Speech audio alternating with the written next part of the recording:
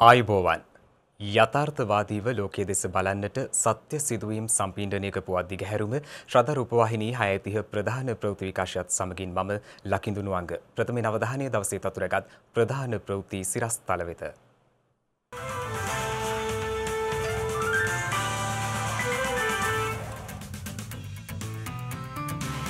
මහනුවර ගොඩනැගිල්ල කඩා වැටීමට හේතුව ඉදිකිරීම් දෝෂයක් බවට තහවුරු වෙයි. පොළොට නොගැලපෙන දරාගන්න බැරි බරක ගොඩනැගිල්ලක් නිර්මාණය වුණා හින්දා තමයි මේ අනතුර වෙලා තියෙන්නේ. 20 වන සංශෝධනය හෙට පාර්ලිමේන්තුවට. මන්තීරු නීතිය අද සිට දැඩි වෙයි. ආන විලුන්දාව ගැන මධ්‍යම පරිසර අධිකාරියෙන් පැහැදිලි කිරීමක්. කොවිඩ් බලපෑම් මධ්‍යයේ යළි විවෘත වුණ ටච් මහල.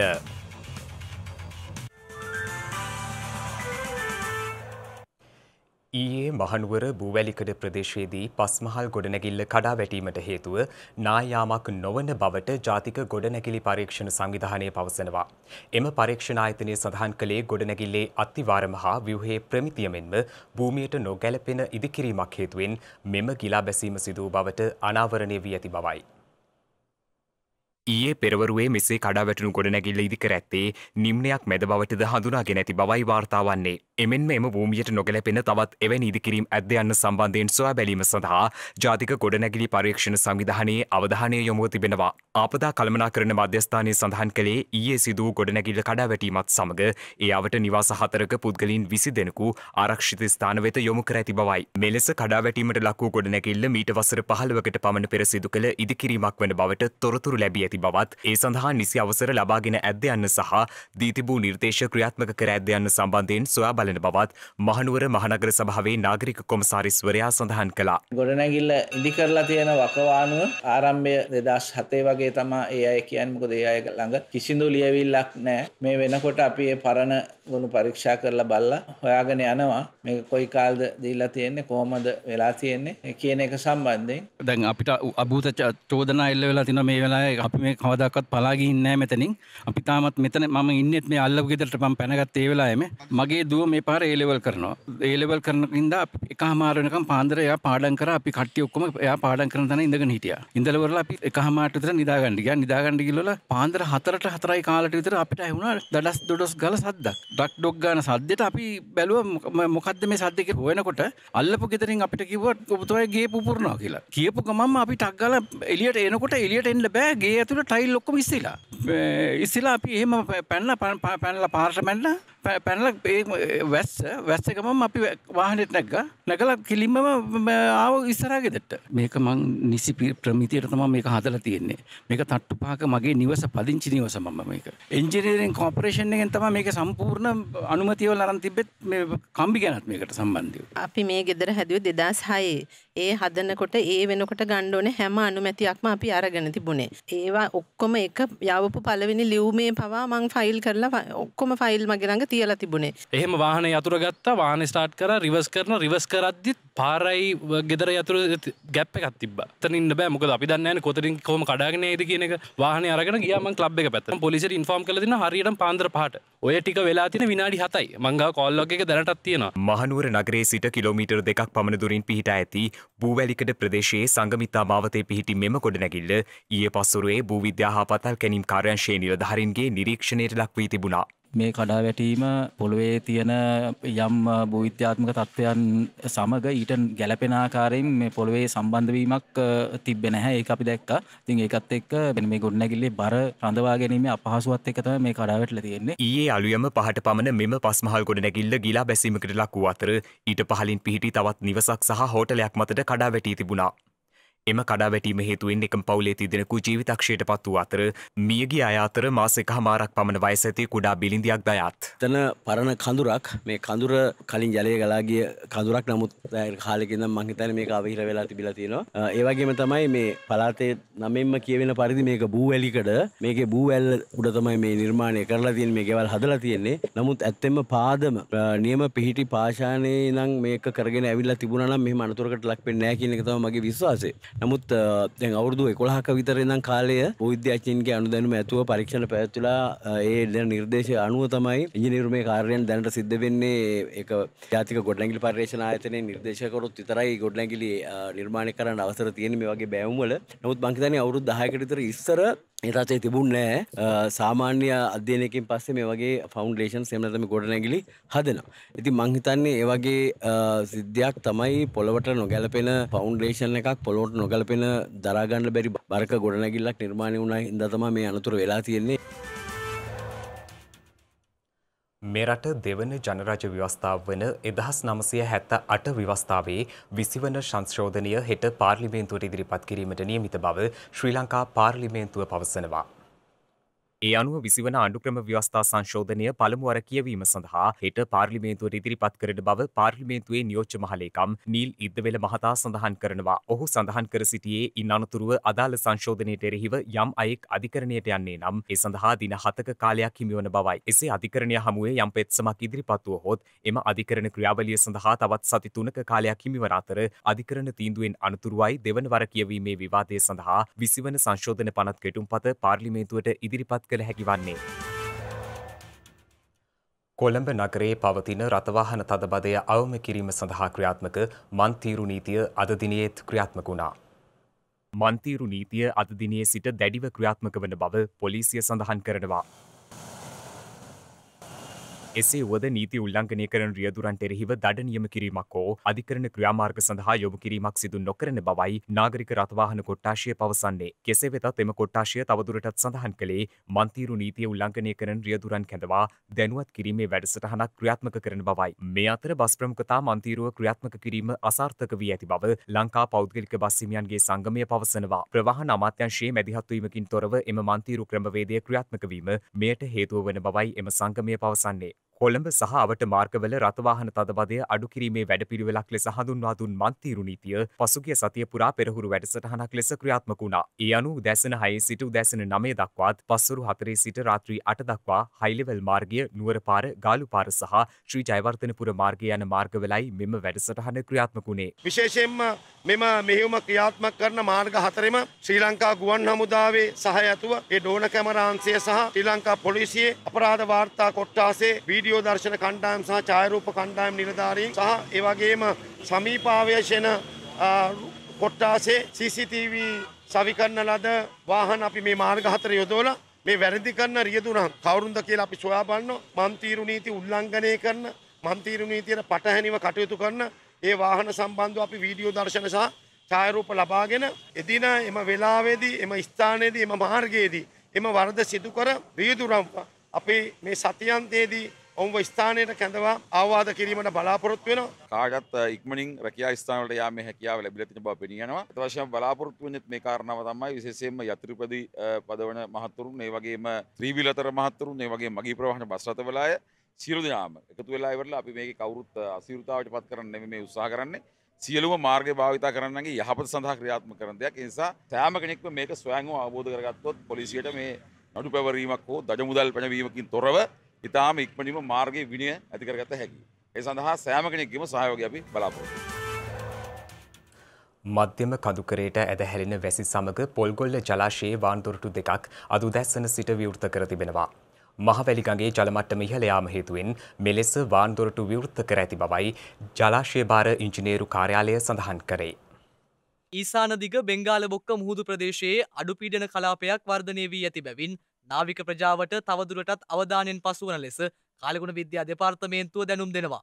මේ හේතුවෙන් මධ්‍යම ඊසාන දිග සහ නැගෙනහිර බෙංගාලබොක්ක මුහුදු ප්‍රදේශවල තද හෝ ඉතා තද සුළං ඇති විය හැකි බවයි කාලගුණ විද්‍යා දෙපාර්තමේන්තුව සඳහන් කරන්නේ. එමෙන්ම එම ප්‍රදේශවල මුහුදු ප්‍රදේශයන් ඉතා රළු විය හැකි බවයි එම දෙපාර්තමේන්තුව දැනුම් දෙන්නේ. මේ අතර කාලගුණ විද්‍යා දෙපාර්තමේන්තුව නිවේදනයක් නිකුත් කරමින් සඳහන් කරන්නේ හෙට දිනයේද ප්‍රදේශ කිහිපයකට වැසිවාර කිහිපයක් අපේක්ෂිත බවයි.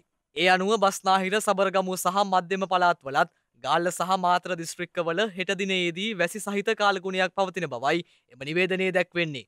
උතුරු මැද සහ වයඹ පළාත්වලත් ත්‍රිකුණාමලය දිස්ත්‍රික්කයේත් මධ්‍යම කඳුකරයේ බටහිර බෑවුම් ප්‍රදේශවලත් විටින් විට පැයට කිලෝමීටර 50ක පමණ තද සුළං ඇති විය හැකි බවයි කාලගුණ විද්‍යා දෙපාර්තමේන්තුව දැනුම් දෙන්නේ. නීතික මෝසම සක්‍රිය වීමත් සමගම ඇතිවුණු වැසි තත්ත්වය අද දවස් තුලත් අපි බලාපොරොත්තු වෙනවා. අදින් පසුව මෙම වැසි තත්ත්වයේ ක්‍රමයෙන් අඩුවීමක් බලාපොරොත්තු වෙනවා. ඒ වුණත් දිවයිනේ නීතික කොටසේ කියන්නේ බස්නාහිර, සබරගමුව, මධ්‍යම පළාත් වගේම ගාල්ල සහ මාතර දිස්ත්‍රික්කවල විටින් විට වැසි ඇතීමේ හැකියාවක් තියෙනවා. සුළං තත්ත්වය ගත්තොත් පැවතුණු සුළං තත්ත්වය අදින් පසුව අපි ක්‍රමයෙන් අඩුවීමක් බලාපොරොත්තු වෙනවා. ආන විලුන්දාව තෙත්පිම් විනාශ කිරීමේ සිද්ධියට අදාළව වැරදිකරුවන් කිහිප දෙනෙකු පමණක් අත්අඩංගුවට ගෙන තිබුණත් සිද්ධියට සම්බන්ධ තවත් පිරිසක් තවමත් අත්අඩංගුවට ගෙන නොමැති බව මධ්‍යම පරිසර අධිකාරියේ සභාපති එස් ආර්යසිංහ මහතා පවසනවා. ආන විලන්දාව තෙත්බිම් ව්‍යාපෘතියට අදාළව එවලේ හඳුනාගත්තු වැරදිකරුවන් අත්අඩංගුවට අරගෙන අධිකරණයට පොලිසිය ඉදිරිපත් කරලා තියෙනවා. හැබැයි ඒ අධිකරණ ඉදිරිපත් කරපු සැකකරුවන් විසින් කරන ලද ප්‍රකාශයට අනුව තවත් අත්අඩංගුවට ගැනීම හෝ වාර්තාවක් ගැනීම හෝ ප්‍රකාශයක් ලබා ගැනීම තවමත් මග ඇරලා තියෙනවා හිටපු සභාපතිවරයාගේ. ඒ සම්බන්ධයෙන් පොලිසියේ අපි විමසීමක් කරා සහ අපි පොලිසියෙන් ඉල්ලීමක් කරා පුළුවන් තරම් ඉක්මනට ඒ කියන උපදෙස් දුන්නයි කියන සභාපතිවරයාගෙනුත් වාර්තාවක් අරගෙන රජයටත් පිට දෙපාර්තමේන්තුවට ආරක්ෂක අමාත්‍යාංශයට දැනුම් දෙන්න කියලා. අධිකරණ කටයුතු ක්‍රියාත්මක වෙනවා. හැබැයි ක්‍රියාත්මක වෙන්නේ දැනට ඒ සිද්ධියට සම්බන්ධ වෙච්ච සැකකරුවන් එක්ක විතරයි. අනිත් තාමත් අත්අඩංගුවට අරගෙන නැහැ. ඒකට මැදිහත් වෙන අධිකරණයට යන්න ඕනේ වනජීවි දෙපාර්තමේන්තුව. ඒ දෙපාර්තමේන්තුවට අදාළ සියලුම තොරතුරු අපි ලබා දීලා තියෙනවා. අධිකරණ කටයුතු දැනට ක්‍රියාත්මක වෙනවා. අපිට වන සංරක්ෂණයකට ඉඩමකට වෙච්ච වැරද්දකට අපිට අධිකරණයට යන්න බෑ. ඒක නීතියෙන් අපිට තියෙන බාධාවක්. ඒ බාධාව ඉවත් කරගන්න අපි ජනාධිපතිතුමා දැනුවත් කරලා තියෙනවා. අපේ පරිසර ඇමතිතුමා දැනුවත් කරලා තියෙනවා. අඩු ගානේ සුරාබදු දෙපාර්තමේන්තුවට බලය තියෙනවා. සුරාබදු නිලධාරියෙකුට නීති විරෝධී මත්පැන් අත්අඩංගුවට අරගෙන අධිකරණයට ඉදිරිපත් කරන්න. හැබැයි අපේ පනතේ තාම අපිට ඉන්නේ නැහැ මධ්‍යම පරිසර අධිකාරිය නිලධාරියෙකුට එවැනි පරිසරයට හානි කරන කෙනෙක් අත්අඩංගුවට අරගෙන පොලිසියට ඉදිරිපත් කරන්න. පොලිසිය නැතුව අපිට ඒක කරන්න බෑ. දැනට පනත සකස් කරලා අපි ඉල්ලීමක් කරලා තියෙනවා නීතිපති දෙපාර්තමේන්තුවෙන් අපටත් ඒ බලය දෙන්න. පසුගියදා විනාශ කෙරුණු වනත්විල්ලුව රක්ෂිතයේ අක්‍ර 100ක භූමි ප්‍රමාණයේ සිදුවන ප්‍රතිවනවකා කටයුතු සම්බන්ධයෙන්ද සභාපතිවරයා මෙහිදී අදහස් පළ කළා. අධ්‍යක්ෂක ජනරාල්වරයා දිසාපතිතුමා එක එකතු වෙලා අඩුම ගානේ කපපු ගස් ටික නැවත හිටවන්න. ඒකට වැඩසටහනක් අපිට දෙන්න. මායිම් ටික ලකුණු කරන්න. ඒකට වැඩසටහනක් දෙන්න. ඊළඟට ඒක ආරක්ෂා කරන පාරක් සකස් කරන්න. ඒකට වැඩසටහනක් දෙන්න. අපි යෝජනා කරේ 3යි. හැබැයි ඒ 3ම මම දන්න විදිහට ක්‍රියාත්මකයි. නාවික හමුදාව සහ යුද හමුදාවේ නිලධාරීන් පවා මැදිහත් වෙලා තියෙනවා. ගිය සෙනසුරාදිරිද ගස් 2000කට වැඩි හිටවලා තියෙනවා. දිනපතා බවුසරයකින් වතුර දානවා. අක්කර 5කට වැඩි දැන් සම්පූර්ණ කරන පැල 19000ක් වන සංරක්ෂණයෙන් ඕඩර් කරලා තියෙන එකර 100ක් විනාශ වෙලා තමයි. අපි අපිට පුළුවන් වුණා නැවත වන වගා කරන්න එක ආරම්භ කරලා ඒ සිමෙන්ති සමාගමයි ඊළඟට සිමෙන්ති සංස්ථාවේ සභාපතිවරයයි ප්‍රාදේශීය ලේකම් සම්බන්ධ කරගෙන මේක ප්‍රතිසංරක්ෂණය කරගන්න. මෙරට සමස්ත කොවිඩ් ආසාදිත සංඛ්‍යාව 3287ක් දක්වා ඉහළ ගොස් තිබෙනවා. ඒ ඊයේ දිනේදී නව කොවිඩ් ආසාදිතින් 30 දෙනෙකු හඳුනා ගැනීමත් සමගයි. ඊයේ හඳුනාගත් ආසාදිතින් 30 දෙනාම සෞදි අරාබියේ සිට පැමිණ නිරෝධායනය වෙමින් සිටි පිරිසක් බවයි රජයේ ප්‍රවෘත්ති දෙපාර්තමේන්තුව සඳහන් කළේ. ඒ අනුව රෝහල්ගතව ප්‍රතිකාර ලබන ආසාදිතින් සංඛ්‍යාව 186ක් වන අතර සුවය ලැබූ සමස්ත ආසාදිතින් සංඛ්‍යාව 3088ක්. එමෙන්ම සෞඛ්‍ය ප්‍රවාදන කාර්යාංශය සඳහන් කළේ කොරෝනා වෛරස් ආසාදිතයයි සැක සහිතව රෝහල්වල විමර්ශන යටතේ පසුවන පුද්ගලයන් සංඛ්‍යාව 33ක් වන අතර කොරෝනා ආසාදනයෙන් මෙරටින් වාර්තා වන මරණ සංඛ්‍යාව 13ක් බවයි. මේ අතර COVID-19 වසංගත තත්ත්වය හේතුවෙන් මෙරටට පැමිණීමට නොහැකිව විදෙස් රටවල රැඳී සිටි ශ්‍රී ලාංකිකයන් 724 දෙනෙකු දිවයිනට පැමිණ තිබෙනවා. ඔවුන් කටුනායක සහ මත්තල ගුවන්තොටුපළින් අද අලුයම හා ඊයේ රාත්‍රියේදී දිවයිනට පැමිණ ඇත්තේ. ඕස්ට්‍රේලියාව, ඩුබායි, චෙන්නයි සහ ජපානයේ සිට එම පිරිස මෙරටට පැමිණි බව COVID-19 පැතිරීම වැළැක්වීමේ ජාතික ක්‍රියාන්විත මධ්‍යස්ථානය පවසනවා. ඒ අනුව ඕස්ට්‍රේලියාවේ සිටි පුද්ගලයන් 288ක්, ඩුබායිහි සිටි පුද්ගලයන් 420ක්, ඉන්දියාවේ චෙන්නයි සිටි පුද්ගලයන් 6 දෙනෙක් සහ ජපානයේ සිටි පුද්ගලයන් 10 දෙනෙකු දිවයිනට පැමිණි බවයි අප ගුවන්තොටුපළ වාර්තාකරු සඳහන් කළේ. එලෙස පැමිණි සියලු දෙනාම ගුවන්තොටුපළ තුලදීම PCR පරීක්ෂණවලට ලක් කිරීමෙන් අනතුරුව නිරෝධායනයට යොමු කර තිබෙනවා. කොරෝනා ව්‍යාප්තිය හේතුවෙන් සීමා වී තිබූ HIV AIDS ආසාදිතයින් හඳුනා ගැනීමේ පරීක්ෂණ කටයුතු පෙර පරිදිම සිදුවන බව AIDS මර්ධන හා ජාතික ලිංගාශ්‍රිත රෝගාංශය පවසනවා.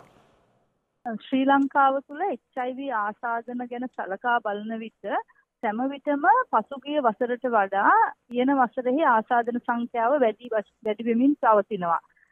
ගිය වසර තුල අපි 2019 රෝගීන් 439ක් හඳුනාගෙන තියෙනවා. 2018 රෝගීන් 350ක් ඉන්නවා. ඉතින් මේ රෝග ගැන බලනකොට අපි ඇස්තමේන්තුගත කරලා තියෙනවා අපේ රට තුල රෝගීන් 3600ක් පමණ සිටින බවට. මේකෙන් 3න් 2ක් විතර තමයි අපගේ සේවාවල් වලට යොමු වෙලා තියෙන්නේ. ඉතින් අපි අනික් අයවත් හඳුනා ගැනීම ඉතාම වැදගත් වෙනවා. මොකද ඔවුන්ට ප්‍රතිකාර කිරීම තුළින් අපිට මේ ආසාදනය පාලනය කරගන්න පුළුවන්. ඉතින් කොරෝනා ආසාදන තත්ත්වය තුළ පසුගිය වකවානුවේ අපේ ශායනික කටයුතු නිසි පරිදි සිදු නොවුවත් දැන් අපි යථා තත්ත්වයට පත් වෙලා තියෙනවා. ඔබට පහසුවෙන් කඩිනම්ව HIV පරීක්ෂණයක් නොමිලේ සිදු කර ගැනීමට අපේ ජාතික ලිංගාශ්‍රිත රෝග සහ ඒඩ්ස් මර්ධන වැඩසටහන මෙන්ම රට පුරා දිස්ත්‍රික් රෝහල් වලට අනුගතව තියෙන සෑම ලිංගාශ්‍රිත රෝග සායනයකින්ම මේ සේවාව ලබා ගන්න පුළුවන්. ඒ වගේම ඔබගේ පෞද්ගලිකත්වයේ සහ රහස්‍යභාවය සුරකිනවා. ඒ වගේම මහ ජනතාවගෙන් ඉල්ලා සිටින්නේ මෙම රෝගීන්ව කොන් නොකිරීම සහ අවමානයට පත් නොකිරීම. අපේ සමහර රෝගීන් ඉතාම අසරණ තත්ත්වයක සිටිනවා. එතකොට ඔවුන් අපේ සේවාවල් සඳහා මෙවැනි කොන්වීම් සිදුවීම තුළින් පැමිණීම අඩු වෙනවා.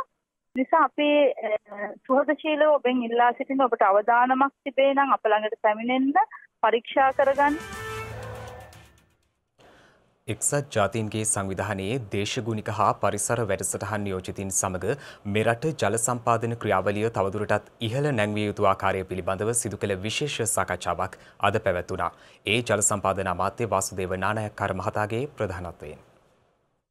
එක්සත් ජාතීන්ගේ සංවිධානයේ සංවර්ධන වැඩසටහනේ නියෝජිතයන් සමගයි මෙම සාකච්ඡාව පැවැත්වුණේ. එක්සත් ජාතීන්ගේ සංවිධානයේ නේවාසික සම්බන්ධීකාරක හෙනා සිංහ, එක්සත් ජාතීන්ගේ සංවර්ධන වැඩසටහනේ නේවාසික නියෝජිත රොබර්ට් ජුකම්, එක්සත් ජාතීන්ගේ සංවර්ධන වැඩසටහනේ කණ්ඩායම් නායක බුද්ධික හපුආරච්චි යන නිලධාරීන් සමග මෙම සාකච්ඡාව පැවැත්වුණා. එක්සත් ජාතීන්ගේ සංවිධානයේ නියෝජිතවරියත් එක්ක අපි කතා කළේ අපේ අමාත්‍යංශයේ කටයුතුත් එක්සත් ජාතීන්ගේ සංවිධානයේ අරමුණුත් අතර තියෙන සම්බන්ධය. විශේෂයෙන්ම අපි ගත්තොත් වැසිකිලි නැති ජනයා විශාල ප්‍රමාණයක් ඉන්නවා. දැන් ඒගොල්ලන්ගේ ක්ලයිමේට් ෆන්ඩ් එක තියෙනවා. දේශගුණික අරමුදල්. ඒ දේශගුණික අරමුදල හුදෙක්ම දේශගුණීය ඇති වෙන වෙනස්කම් උඩ රටවල් වලට මුහුණ දෙන්න තියෙන අභියෝගයන්ට උපකාර වීම වගේම මේ මූලික ප්‍රාථමික දේවල් පිළිබඳව එක්සත් ජාතීන්ගේ සංවිධානයේ සැබවින්ම උනන්දුවක් තිබිය යුතුයි. විශේෂයෙන්ම මේ තිරසර් සංවර්ධනය. ඊළඟට අපේ ජලය නැවත පොළොවට යවන තැන් තියෙනවා. ඒ පොළොවට යැවීමේ ක්‍රම අපි දියුණු කරන්න ඕන. ජලය රකින්න මීගස් කුඹුගස් මොරගස් ඉන්නන්න ඕන, ඒවා රකින්න ඕන. ඉතින් ජලය අපි ආරක්ෂා කරන්න ඕන, ජනනය කරන්න ඕන. මේ දෙකම නැතුව ජලය සැපීම ගැන විතරක් කතා කරන්න බෑ. අපේ රක්ෂිත නැවත රක්ෂිත බවට පත් කරන්න ඕන. ඇලදොළුවල් අද්දරටම වෙනකන් වගාවල් කරන්න. ඒ වගාවල් තියෙද්දි අපි රක්ෂිත ගස් ඒවායේ ඉඳන්න ඕන. ඒ වගාවන් තිබුණාවේ. ඒවායේ පළදාව ඒගොල්ලෝ ගත්තාවේ. නමුත් ක්‍රමානුකූලව මේ අපේ ගස් කොළන් වැඩිනකොට ඒගොල්ලන්ගේ ඒ පළදාව ඉවත් කරගන්න වෙනවා. හැම රක්ෂිතයක්ම අපි නැවත අත්පත් කර ගැනීමට යුද්ධයක් කරන්න වේ. කොරෝනා වසංගතය හේතුවෙන් විදේශ රටවලදී රැකියා අහිමිව නැවත මෙරටට පැමිණීමට නොහැකිව සිරවී සිටින ලාංකික ශ්‍රමිකයන්ට එම රටේ වෙනත් රැකියාවක් සිදු කිරීමට අවශ්‍ය විධිමත් අනුමැතිය ලබා දීමේ ක්‍රමවේදයක් විදේශ සේවා නියුක්ති කාර්යාංශය මගින් හඳුන්වා දී තිබෙනවා. පසුගිය සැප්තැම්බර් 15 වනදා සිට ක්‍රියාත්මක වන පරිදි ඒ පිළිබඳ චක්‍රලේඛයක් විදේශ රැකියා නියෝජිතයන් වෙත විදේශ සේවා නියුක්ති කාර්යාංශයේ සභාපති කමල් රත්වත්තේ මහතා විසින් නිකුත් කර ඇති බවයි එම කාර්යාංශය සඳහන් කළේ. ඒ අනුව අදාළ අනුමැතිය හා ආරක්ෂිත මුද්දරය ගමන් බලපත්‍රයට ලබා දීමේ කටයුතු එම ශ්‍රමිකයා සිටින රටේ ශ්‍රී ලංකා තානාපති කාර්යාලයේ කම්කරු සුබසාධන අංශය මගින් ලබා ගැනීමට ඔවුන්ට හැකියාව පවතිනවා. ඒ සඳහා අවශ්‍ය ලියවිලි මෙරට සිටින රැකියා නියෝජිතයන් මගින් ශ්‍රමිකයා සේවය කිරීමට බලාපොරොත්තු වන ස්ථානයේ විදේශ නියෝජිතයන් වෙත යොමු කිරීමෙන් අනතුරුවයි වෙනත් රැකියාවක් සිදු කිරීමට අවශ්‍ය විධිමත් අනුමැතිය හිමිවන්නේ. ශ්‍රී ලංකා විදේශ සේවා නියුක්ති කාර්යාංශය සඳහන් කළේ නව රැකියා සඳහා එසේ ලියාපදිංචි වීමේදී ගෘහ සේවයට අවශ්‍ය පවුල් පසුබිම් වාර්තාවද අවශ්‍ය නොවන බවයි. බදුල්ල දිස්ත්‍රික්කයේ මීගහකිවුල ප්‍රදේශයේ ගම්මාන දෙකක ජනතාව ජලය නොමැති කමින් දැඩි ජල අර්බුදයකට මුහුණ පා සිටිනවා. කෙසේ හෝ දෛනික අවශ්‍යතාවයන් සඳහා මෙම ජල අවශ්‍යතාවය පිරිමසා ගන්නට යම් කිසි හෝ සහනයක් ලබා දෙන ලෙසයි ජනතාව ඉල්ලා සිටින්නේ. බදුල්ල දිස්ත්‍රික්කයේ මීගහකිවුල ප්‍රදේශීය ලේකම් කොට්ටාශයේ අග්ගලා උල්පත ග්‍රාම සේවා වසමේ කුඩු මිරිස් කැටිය හා 16 කනුව යන ගම්මාන දෙකෙහි ජනතාවයි මෙසේ ජලය නොමැතිව පීඩා විඳින්නේ. පවුල් 120ක් පමණ ජීවත් වන මෙම ගම්මාන දෙකෙහි ජනතාව එදිනෙදා ජල අවශ්‍යතාවය සපුරා ගන්නේ දැඩි දුෂ්කරතා මැදයි. 1983 වසරේදී තම ගම්මානයට උල්පත් මගින් ජලය ලබා ගැනීමේ ව්‍යාපෘතියක් දියත් කළ බවත් පසු කාලීනව එම උල්පත්වල ජලය නොමැතිවීම හේතුවෙන් මෙවන විට ගම්මානයේ පිහිටි අමුණේ කඳුරින් ගලා එන ජලය එක් රැස්කොට ගම්මාන දෙකේ ජල අවශ්‍යතාවය සපුරා ගැනීම සිදුවන බවත් ජනතාව පවසනවා. කෙසේ වෙතත් කිසිදු උපදේශන ආයතනයක නිර්දේශයකින් තොරවයි මෙම ජල පරිභෝජනය සිදුවන්නේ. චුට්ට තමයි ඔතනින් ඔය එන වතුර ටික මෙතන දාලා අපි ටැංකි දෙකකට වතුර බෙදන්න ඕනේ. සවුත්තුම විදිහට තමයි මේ වතුර ටික ගම්මානේ මිනිස්සු ටික බොන්නේ. ඒත් දෙන්න වෙන්නේ දවස් 4කට සැරයක් තමයි විනාඩි 10ක් 15ක් එහෙම. එමෙන්ම දැනට ජලය ලබා ගන්නා මෙම කඳුරේ ජලය දැඩි අපිරිසිදු තත්ත්වයේ පවතින බවයි දක්නට ලැබෙන්නේ. සාමාන්‍යයෙන් PH මහත්තයා ඇවිල්ලා චෙක් කරනවා මේ වතුර බොන්න හොඳයිද නැද්ද කියලා. එහෙමවත් බැලුවේ නැහැ. එහෙමවත් බැලුවේ නැහැ. කවුරුත් බලන්නේ නැහැ. අපි බොන්න හොඳද නරකද කියලා මුලදී 2003 හදනකොට බැලුවට පස්සේ ඊට පස්සේ කිසිම කෙනෙක් ඇවිල්ලා බැලුවේ නැහැ. මේ හේතුවෙන් මෙම ජලය පරිභෝජනය කරන ජනතාව විවිධ ලෙඩ රෝගවලට ගොදුරු වන බවද ජනතාව පවසනවා. අපිට කියන්න පුළුවන් හැමෝටම කිව්වා මේකේ රිලව් ඌරෝ නැති සතෙක් නැහැ. සර්පයෝ පවා මේකට වැටෙනවා. හැබැයි කවදා හරි දවසක අපේ දරුවෙකුට හරි ලෙඩක් හැදුනොත් දොස්තරවරුන්ටවත් හොයාගන්න නම් වෙන්නේ මොකෙන්ද මේ ලෙඩේ හැදුනේ කියලා. මේ වතුර ළඟට ගත්තම අමුතු ගඳක් එනවා. ඒ වතුර ටැංකිය එක දවස් දෙකක් තිබ්බොත් කුණු ගඳක් එන්නේ. හැබැයි ඒත් අපි මේව තමයි බොන්නේ. අපි හැම තැනම දැනුවත් කරලා තියෙන කිසිම කෙනෙක් අපි වෙනුවෙන් ඇවිල්ලා නැහැ. ගම්මානයේ ජනතාව ජලය නොමැතිකමින් මෙසේ විඳින පීඩාවන් හේතුවෙන් තමන්ට ජලය ලබා ගැනීමට නිසි ක්‍රමවේදයක් සකසා දෙන ලෙසයි ඉල්ලා සිටින්නේ. අපි නෙවෙයි මේ අපිට ඉස්සරහට හැදෙන දරු පරම්පරාව ලෙඩ ගානට වැටෙනවා මේ වගේ ජරා වතුර බිව්වොත්. උදව්වක් කරන්න පුළුවන් නම් ගොඩාක් පිං ඕක. ඕකේ දියුණු වෙමින් යනවා ශ්‍රී ලංකාවත් ඒ අතරින් පවතින. ඉතින් මං හිතනවා නගර සංවර්ධනය කරනවා වගේ මේ ගම් ගැන අවධානය යොමු කරන්න. ඉතින් මං හිතනවා මේ මූලික අවශ්‍යතාවයේ ජලය සපුරාලන්නට මේ බලධාරීන්ගේ නිසි අවධානය යොමු වෙයි කියලා. සිව් දෙසින් වාර්තා වූ පුවත් කිහිපයක් සමගින් දැන් සිව් දෙස පුවත්.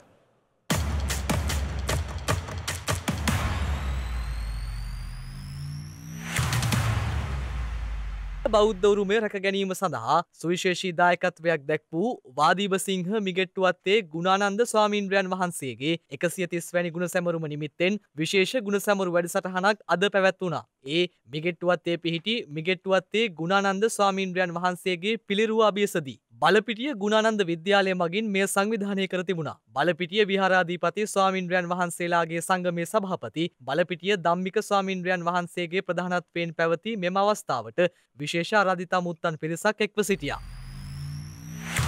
මෙම වසර ආරම්භයේ සිට ශ්‍රී ලංකා මානව හිමිකම් කොමිෂන් සභාව වෙත පැමිණිලි 2000කට අධික සංඛ්‍යාවක් ලැබී ඇති බව වාර්තා වනවා. ඒ අනුව පැමිණිලි 2074ක් ලැබී ඇති අතර ඒවායේ විමර්ශන කටයුතුද ආරම්භ කර ඇති බවයි අදාළ පැමිණිලි සම්බන්ධව පසු විපරම් කටයුතු කොමිෂන් සභාවේ නිලධාරීන් විසින් සිදු කරනු ලබනවා. එම කටයුතුද දැනටමත් ආරම්භ කර ඇති අතර ඒ අනුව අදාළ පාර්ශවයන්ගෙන් කරුණු විමසීම් සිදු කර අවශ්‍ය සහන සැලසීමට පියවරගෙන ඇති බවයි මානව හිමිකම් කොමිෂන් සභාව වැඩිදුරටත් සඳහන් කරන්නේ. මහියංගනය දඹාන ආදිවාසී ගම්මානයේ කැලේ රජා නමින් ප්‍රසිද්ධියට පත් ආදිවාසී පුද්ගලයෙකු වනාලි ප්‍රහාරයකට ලක්ව මිය ගොස් තිබෙනවා.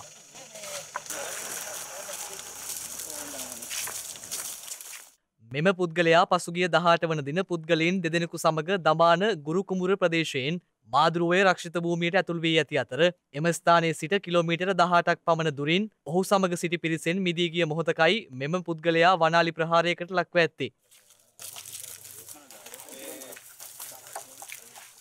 සිද්ධිය සම්බන්ධයෙන් මහියංගන පොලිසිය වැඩිදුරටත් පරීක්ෂණ පවත්වනවා.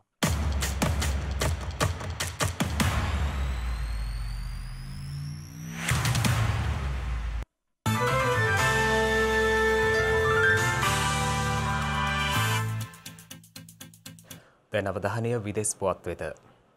ඉන්දියාවේ කොවිඩ් වසංගතය සීඝ්‍ර ලෙස ව්‍යාප්ත වන අවධියක ඉන්දියාවේ ටච්මහල් සංකීර්ණය නැරඹීම සඳහා නැවතත් දේශීය සහ විදේශීය සංචාරකයින්ට අවස්ථාව ලබා දීමට ඉන්දිය බලධාරීන් තීරණය කර තිබෙනවා.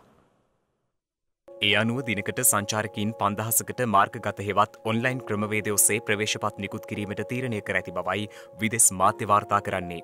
එසේ ප්‍රවේශපත්‍ර ලබා ගන්නා පුද්ගලයින්ව අවස්ථා දෙකකදී 2500 බැගින් ටච්මහල නැරඹීමට ඇතුල් කර ගැනීමට නියමිත බවද එම මාධ්‍ය වාර්තා පෙන්වා දෙනවා. ඒ අනුව කොවිඩ් වසංගතය හේතුවෙන් පසුගිය මාර්තු මාස වසා දැමුණු ටච්මහල සංචාරකයින්ට සම්පූර්ණ ලෙස විවෘත වන්නේ මාස 6කට පසුවයි.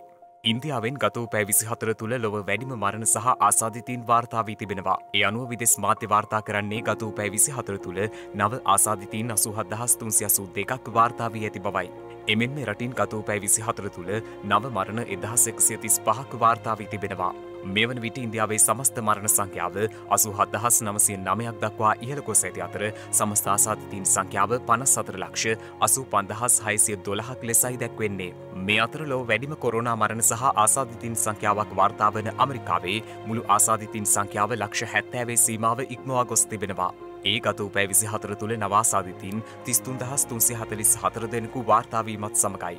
එමෙන්ම ගත වූ පැය 24 තුළ නව මරණ 294ක් හඳුනා ගැනීමත් සමග එරටින් වාර්තා වන සමස්ත COVID-19 මරණ සංඛ්‍යාව 2,4118ක් බවයි විදෙස් මාධ්‍ය වාර්තා පෙන්වා දෙන්නේ. එසේම ඇමරිකාවේ සුවය ලැබූ සමස්ත COVID-19 ආසාදිතයින් සංඛ්‍යාව 42,50,140ක් දක්වා ඉහළ ගොස් ඇති බවද එම මාධ්‍ය වාර්තා පෙන්වා දෙනවා.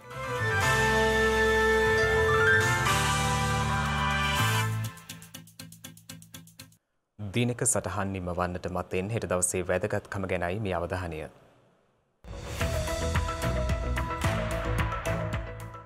හෙට සැප්තැම්බර් 22 වෙනිදා ශ්‍රී ලංකා රාජ්‍ය ඖෂධ නීතිගත සංස්ථාව පිහිටුවා ඇත්තේ 1971 සැප්තැම්බර් මාස 22 වන දිනයි. මෙරට ප්‍රකට දේශපාලඥයෙකු කලාකරුවෙකු මෙන්ම හොරණ ශ්‍රීපාලී විදුහලේ නිර්මාතෘවරයා වන විල්මට් ඒ පෙරේරා මහතා මෙලොවින් සමග නැත්තේ 1973 සැප්තැම්බර් මාස 22 වන දිනයි. එතුමා 1905 ජුනි 2 වෙනිදා පානතුරේදී උපත ලබා ඇත්තේ. මාලි රාජ්‍යයේ ජාතික නිදහස් දිනය සැප්තැම්බර් 22 වන දිනට එනම් හෙට දිනට යෙදී තිබෙනවා.